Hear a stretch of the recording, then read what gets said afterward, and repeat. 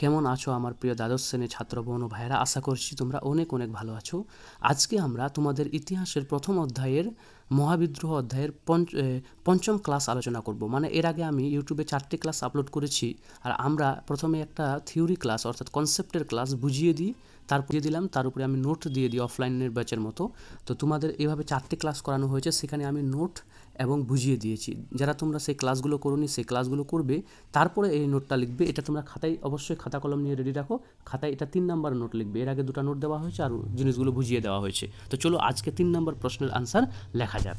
তো 3 নম্বর প্রশ্নে 1 নম্বর লিখবে যে মহারানীর ঘোষণাপত্র কি? ভূমিকা টিকা লেখো, মহারানীর ঘোষণাপত্র কি অথবা মহারানীর ঘোষণাপত্র কি? পরীক্ষায় আসবে, তোমরা ভূমিকায় পয়েন্ট করবে যে মহারানী ভিক্টোরিয়া একটি ঘোষণার দ্বারা ভারতের শাসন ব্যবস্থার নতুন নীতি ঘোষণা করেন, যেটি মহারানীর ঘোষণাপত্র নামে পরিচিত। পয়েন্টগুলো পরপর করতে থাকবে।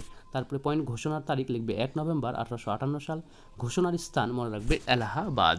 তারপরে পয়েন্ট ঘোষণা করেন লর্ড ক্যানিং। তারপরে পয়েন্ট করবে সুপারিশ সম ঘোষণার কোম্পানি শাসন শেষ হয়, ব্রিটিশ ক্ষমতায় আসে, গভর্নর জেনারেলের নাম বদলে ভাইসরয় রাখা হয়।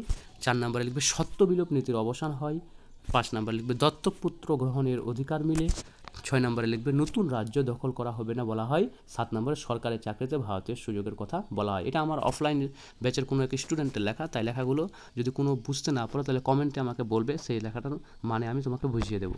উপসংহারে কী লিখবে? তারপরে লিখবে উপসংহার যে মহারানীর ঘোষণাপত্রে ভারতীয়দের বেশ কিছু প্রতিশ্রুতি দেওয়া হয়, কিন্তু কোনো প্রতিশ্রুতি পালন করা হয়নি, তাই বিপিনচন্দ্র এই ঘোষণাকে রাজনৈতিক ধাপ্পাবাজ বলে আখ্যা দেন, বা রাজনৈতিক ধাপ্পাবাজি বলে আখ্যা দেন। এই প্রশ্নটা হয়ে গেল। এটা লিখবার পর তোমরা লিখবে 4 নম্বর প্রশ্ন। এটা খুবই ইম্পর্টেন্ট একটা প্রশ্ন।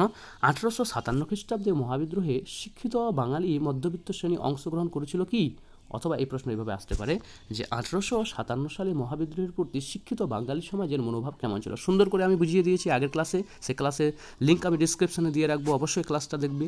তারপরে এটা তোমরা লিখে নেবে খাতায়, ভূমিকা লিখো এরকম করে যে 1857 খ্রিস্টাব্দে মহাবিদ্রোহ মধ্যবিত্ত বাঙালি সমাজ বিদ্রোহের সমর্থন জানায়নি। স্টার চিহ্ন দিয়ে লিখবে বাঙালি সমাজের মনোভাব। লিখবে দুর্গাদাস বন্দ্যোপাধ্যায়, কিশোরী চাঁদ মিত্রের লেখায় মহাবিদ্রোহকে নিয়ে বাঙালি সমাজের মনোভাব জানা যায়। কি কি জানা যায়? ড্যাশ দিয়ে লিখবে। 1 নম্বর পয়েন্ট করবে বিরোধিতার কারণ, বড় পয়েন্ট স্টার চিহ্ন দিয়ে। বিরোধিতার কারণের মধ্যে 1 নম্বর পয়েন্ট করবে যে সরকারি চাকরি। এটা 1 নম্বর পয়েন্ট হবে কিন্তু, সরকারি চাকরি পয়েন্ট করে তোমরা লিখবে তারা অনেকে ইংরেজদের অফিস আদালতে কাজ করতো, মানে বিদ্রোহীরা অনেকে ইংরেজদের অফিস আদালতে কাজ করত, তাই মহাবিদ্রোহকে সমর্থন জানালে চাকরি চলে যেতে পারে, তাদের এই ভয় ছিল। 1 নম্বর সরকারি চাকরি। 2 নম্বর পয়েন্ট করবে ইংরেজদের প্রতি বিশ্বাস, তারা ইংরেজ শাসনকে ভারতের জন্য কল্যাণকর মনে করত। 3 নম্বরে তোমরা লিখবে মুঘল শাসনের প্রতিষ্ঠা, অনেকে ভয় করতেন যে ইংরেজ শাসনের অবসান হলে আবার মুঘল শাসন ফিরে আসতে পারে, এই জন্য মধ্যবিত্ত বাঙালি যুদ্ধে অংশগ্রহণ করেনি, এটা আমি বলছি। 4 নম্বর তোমরা পয়েন্ট করবে অরাজকতায় লিখবে অনেকে মনে করতেন বিদ্রোহের ফলে ভারতের শান্তি নষ্ট হচ্ছে, তাই তারা বিদ্রোহকে সমর্থন জানায়নি।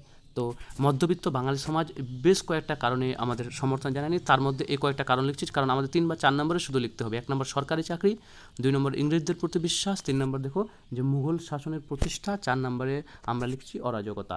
তারপরে পয়েন্ট করবো আমরা উপসংহারে তোমরা লিখবে যে উপরের কারণগুলি ছাড়াও আরও বিভিন্ন কারণে শিক্ষিত মধ্যবিত্ত বাঙালি বিদ্রোহকে সমর্থন জানায়নি, সভা ও পত্রপত্রিকার মাধ্যমে তারা বিরোধিতা করেন। এটা লিখবে, এটা খুবই ইম্পর্টেন্ট একটা প্রশ্ন। তারপরে তোমরা লাস্ট প্রশ্ন, আজকের 5 নম্বর প্রশ্ন তোমরা লেখো যে মহাবিদ্রোহের ব্যর্থতার কারণগুলি কী কী ছিল। চলো ভূমিকা লেখো। ভূমিকাটা লিখবে যে ভারতবর্ষে ইংরেজ শাসনের কালো শক্তিকে প্রতিহত করে 1857 সালে ভারতের ইতিহাসে যে বিদ্রোহের আগুন জ্বলে উঠেছিল, সেই বিদ্রোহকে মহাবিদ্রোহ বা সিপাহী বিদ্রোহ বলা হয়। মানে মহাবিদ্রোহের কারণে এই ভূমিকাটাই লিখাইছিলাম, এই ভূমিকাটা তোমার ওইখানে কাজে লেগে যাবে। তার ব্যর্থতার কারণের মধ্যে পয়েন্ট করবে 1 নম্বর পরিকল্পনার অভাবে লিখবে যে 1857 সালের মহাবিদ্রোহের প্রধান কারণ ছিল পরিকল্পনার অভাব, বিদ্রোহের কোনো একক বা দক্ষ নেতা ছিল না। 2 নম্বরে তোমরা লিখবে পূর্ব পরিকল্পনাহীন। এভাবে পয়েন্ট করবে যে বিদ্রোহীটি আগে থেকে পরিকল্পনা করা ছিল না, টোটার ঘটনাকে কেন্দ্র করে হঠাৎ বিদ্রোহ শুরু হয়েছিল, তাই মহাবিদ্রোহ ব্যর্থ হয়েছিল। তো পূর্ব পরিকল্পনাহীন, 1 নম্বর পরিকল্পনার অভাব। 3 নম্বরে লিখবে যোগাযোগের অভাব, তখন রেল টেলিগ্রাফ ইংরেজদের হাতে ছিল, তাই যোগাযোগের অভাব লক্ষ্য করা যায়।